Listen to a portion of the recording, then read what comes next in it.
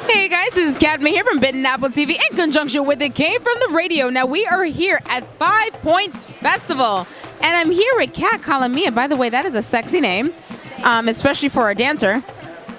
So please do tell my viewers a little bit more about the dancer. Yeah, so the dancer is about an assassin and a dancer. Her name is Mia, and when she was a child, she witnessed her parents being murdered, never really dealt with that, so now she's an assassin and kills people. And in our first issue, she realizes maybe this is not a good thing. Maybe I'm targeting bad people, but what's a bad person? Am I a bad person for killing? Oh my God, that is real life in a nutshell. That really is, because you start to question yourself as you get older. Where did this story come from, like in your mind? Like where, are you a dancer as well? Do you do martial arts? Like tell me a little bit more. So I did do martial arts and dance. I wouldn't call myself a professional at it, but I did dance for about like 7 years and martial arts for about 7 years around the same time. And I just think that they're both very similar. You know, dance, there's a beauty to it, but there's also violence. There, you get hurt, there's a lot of times you could tear something. So I feel like people don't think about that. And with martial arts, you think about the violence because it's fighting, but there's a beauty towards it because of the choreography. So what kind of dancing? I did a lot of dancing when I was little, like hip hop and tap, which was kind of weird. I did like all the different forms, but this, our main character does ballet, which I thought fit. No, that's perfect because I did ballet, tap, and jazz. I cannot do hip hop to save my life. I know I'm supposed to, but I just can't. And then at some point, I traded my point shoes for 6-inch heels and started doing pole dancing because I love doing the tricks on there.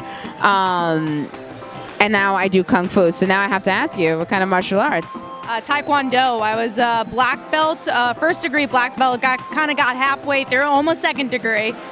Oh my gosh, she's hardcore. I love you.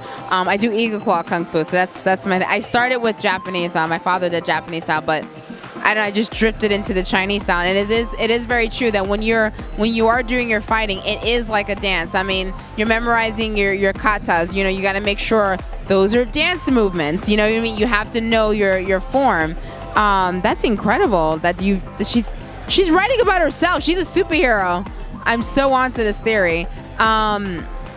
Now, what are the other tribulations that your protagonist has to go through besides sort of questioning her sense of humanity of like, am I a bad person? Am I like the people that I'm killing? What are the other tribulations that she sort of has to deal with as well as the additional characters? I would say making connections with people. Because of her childhood, she really puts up these walls, and a lot of it is, she has a sensei who wants to connect to her. She has her boss who, telling her to be an assassin, but he's still trying to connect to her, and she just puts this wall up. So it's a lot about making connections. And even in her dance, the people that she works for, they try to say, hey, do you always want to dance solo? You should dance with other people sometime. Like, no, I'd rather do this. So yeah, it's about making connections and not being so much of an introvert like she is. I think it's kind of a message of that as well.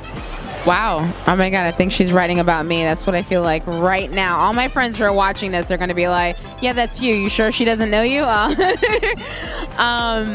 That's absolutely incredible. So you do a lot of, you're I don't messed up English. You're using basically your experience of dancing, of using martial arts, kind of just putting that into a book. And I think that's absolutely beautiful.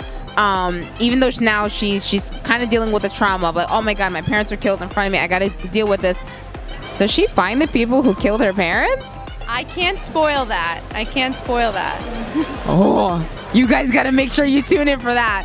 I love your book. And for those who are like, I want to find out more about the dancer, maybe they're a dancer as well as into Kung Fu or, or Japanese form of fighting or Korean. It doesn't matter. It's a beautiful form and it's a beautiful style of fighting. And these little girls are like, I can be that dancer too. Where can they find you? So on Short Fuse Media, we have a Facebook group that we have our store on, or at Comic Uno for me on Twitter. You can find me pretty much anywhere at Comic Uno. Oh my God, you are so freaking awesome. And I love the fact that you're a black belt. Just boys, watch out. I'm just saying.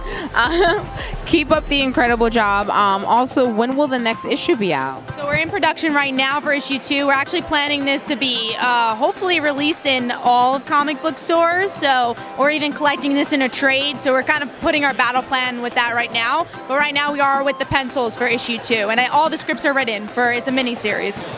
I might know a little birdie named Dylan Andrews who has a comic book magazine called Monster Emporium where they do interviews for independents like this. So you might wanna go across the cross-reference. When you see the other videos, you'll get it. But yeah, I definitely think that's worth it. I love what you have here because in my Kung Fu class, I do stand out because of my ballet. But personally, I do have one last question I want to ask you. So when I do my Kung Fu, when I first switched over to Kung Fu, because to me it felt like dance, I had little bits of trouble of like not doing pas de bourrée, things like that. What was your personal struggle as being a dancer and then as well as being a fighter?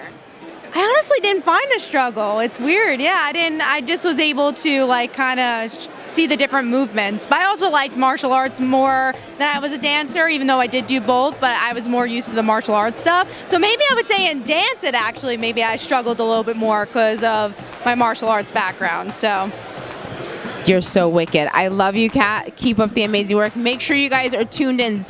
Stay on tuned and make sure you see what the next issue is going to be. There are dancers and there are fighters out there. Make sure you stay tuned. Thank you so much. Bye.